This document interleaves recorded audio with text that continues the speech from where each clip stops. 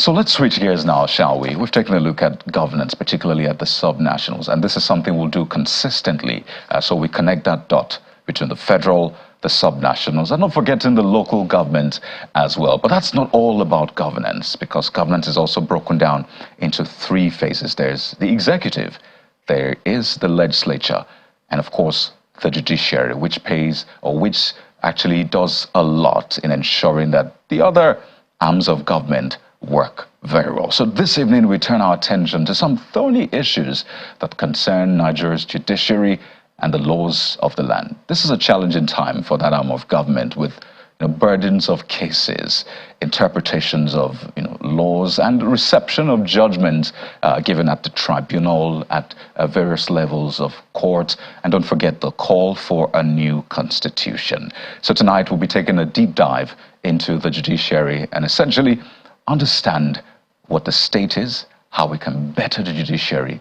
Don't forget, it is called the hope of a common man. We have joining us on the program, Senior Advocate of Nigeria, Mr. Yemi Johnson, joins us virtually on the program this evening. But that's after we take this time out. Stay with us. So let's have that conversation now with Senior Advocate of Nigeria, Yemi Johnson, joins us virtually on the program. Thank you so much, Senior Advocate, for joining us on Politics Today. I know it's quite a busy period for the judiciary. It looks like every day there's always one case or the other, either at the tribunal or the usual courts. But first, there is the perception of Nigerians, politicians, about the judgments. Some say there's a lot of technicalities. Some say, well, it's what you bring to the court that the court will decide on. But overall, looking at the current state of adjudication, the judgments given, how are you taking all of this in? Thank you very much. I think that you've identified the formula for legal adjudication quite simply in a way that anyone can understand. Courts do not look for cases or issues or subject matter or evidence. Courts decide dispute between contesting parties on the basis of the case that has been framed, on the basis of the evidence pertaining to the issues that have been raised, and on the legal arguments and the law that applies to those specific issues. There isn't a great mystery about how courts decide cases. It's based on what the parties bring to the court. I don't know, though, because it looks like while trying to solve a problem, we're creating another one. Because, well, the appeal court head yesterday was saying there's so much on our table, really. And, had to give statistics, just how many cases. Well, yes, it means that there's been success recorded. But on the flip side, it's a lot of work, a job of work. And I don't know if we're able to agree once and for all on what needs to be done. Politicians are described as the most litigious. So they say, well, you can't shut the door of justice against us anyway. The laws are there to help us to solve issues and not take the law into our hands. So I don't know, how soon are we or how close are we to a resolution of this? So at least we can make a headway and be able to consider all cases and not pay attention to just politics alone. Well, the concentration of resources to determine political questions is a disservice to the vast majority of people who use the justice system. The primary purpose of the justice system is to determine commercial, civil, criminal matters that affect the lives of the day-to-day lives of ordinary citizens. The primary function of the court is not to decide political contests. A political contest is decided by the mechanism of elections, and in most places, while there may be legal issues which may call for determination in an election, the primary mechanism in an election is the counting of the number of votes.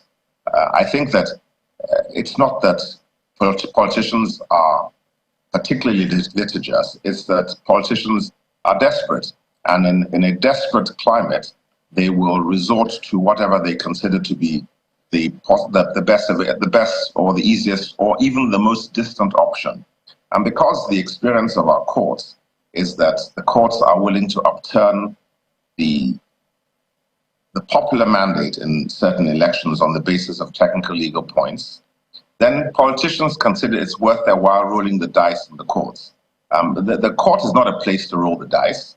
It's a place where law should have been settled over a series of cases over a considerable amount of time. There should be very few issues that would be contentious or doubtful before a court. in an election, for example, it's clear that the test for the validity of an election is substantial compliance. What is the purpose of an election? It's to determine who has the highest number of votes. If that is the case, then that should be the primary inquiry. And this should not be a difficult question to determine.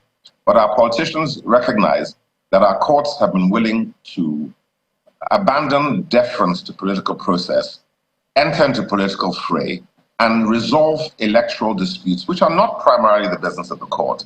But our courts have shown an unusual willingness to interfere in those matters, and politicians take advantage of that. So if the door has been opened by judges to politicians, then politicians will come in, and they will do so, and the judges will complain that their work schedule is being disrupted, and the ordinary users of the court will suffer because those resources which are intended for determining their own disputes are no longer available, but are dedicated to these political cases.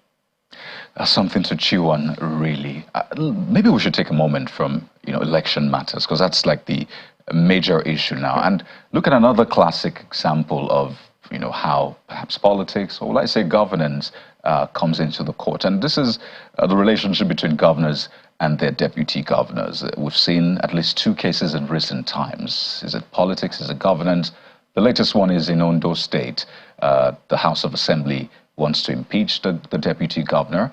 The deputy governor has gone to court, 2 different courts, to actually stop this. The Federal High Court in Abuja has given an ex parte ruling today. But is the law really clear? Because I think at the heart of this is really the role of deputy governors vis-a-vis the governors. Is the law really clear on what the deputy governor is empowered to do under the law? Are they spare tires? And the way we see it in recent times, where it looks like they're easily dispensable.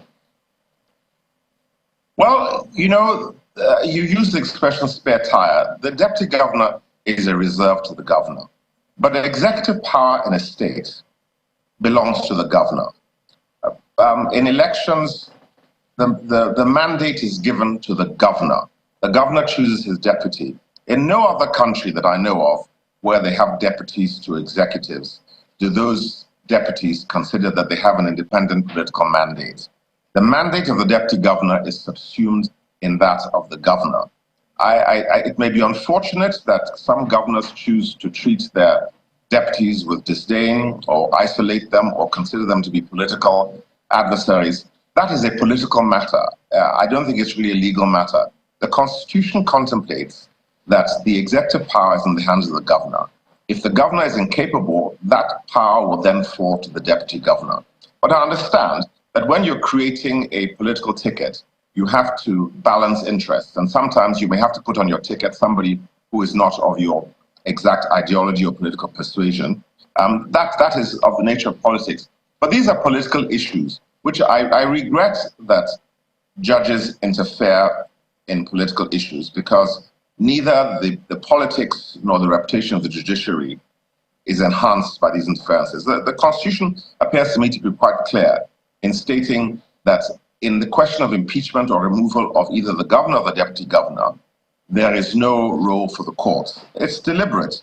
The idea is that the balance of powers in the Constitution are meant to provide checks and balances, not to allow one branch to subsume the powers of another.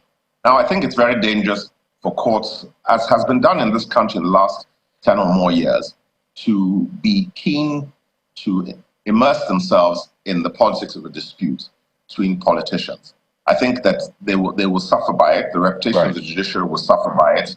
And at the end of the day, whether they decide one way or the other, the decision as to who holds executive power under our Constitution and our law belongs to the electorate. And that's who this should be left to. Well, Senior Advocate, there is so much really to talk about in this. You have actually opened the vista of a conversation, but perhaps we'll hold on to these ones, work on them, and have a further conversation with you in the coming days. We'd like to thank you so much, against the odds, for having this conversation with us. We've been speaking with Senior Advocate of Nigeria, Yemi Kande Johnson. Thank you again. My pleasure.